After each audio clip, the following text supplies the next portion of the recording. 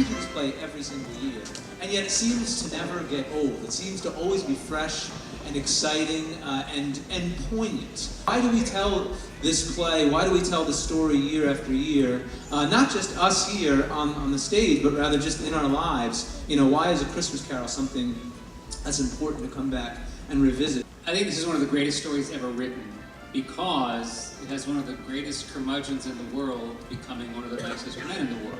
So it shows the potential for change. Every comment that you guys made is so appropriate and so dead on. I don't know if I can add much more enlightenment than you guys have already lent us, other than to say that a story that allows us to watch other people change and for us to be able to view our life through that filter and find, well, are we like Scrooge or are we like Tiny Tim? Are we like the Fezziwigs or are we like Mrs. Dilber? You know, so I'm sure all of us in some way can relate to one or more characters on this stage. And if we relate to Scrooge at all, we should probably also relate to his transformation and therefore become a little more generous and kinder. We want him to get better. Why? Don't you want to be better? Don't we all want to be better? The scene at Fred's party is just so different this year. Graeme is I've done this a couple times before, and Graeme is a new Scrooge for me. And Graeme really gets affected by the party, and like he wants to be a part of the party. And today he even sang, like you started singing the Wassailing song, and I was just like kind of taken aback. So it's just very exciting for me to have a Scrooge that sort of opens up so soon. Why is it named The Christmas Carol? That's a good question. Why is it named A Christmas Carol?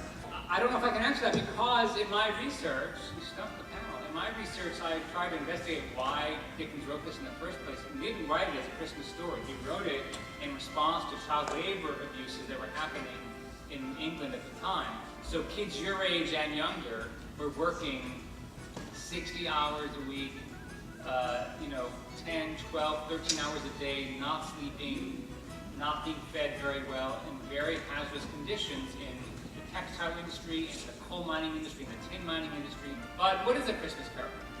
It's a song that we sing every Christmas, right? So this is a story that we sing, or present, or read, or tell, or listen to every Christmas. What I think of as a carol is a song about a particular event that was transformative and celebratory. So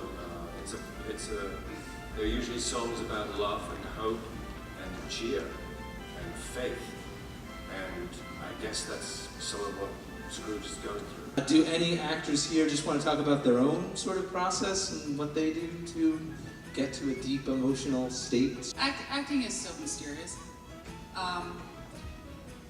When I went to drama school, I learned how to do certain exercises and thinking about past things. I learned how to do certain sensory exercises. Acting is all about really investing in the situation that you're in, believing that you're actually in the situation that that person is in. When you watch a play and you become emotionally invested and you get excited and happy because the characters are excited and happy on stage, or you yourself start to feel some deep, sad, emotional sort of state, it's the same thing as acting. You are putting yourself into the place of someone else or putting yourself in a situation that you're not actually currently in.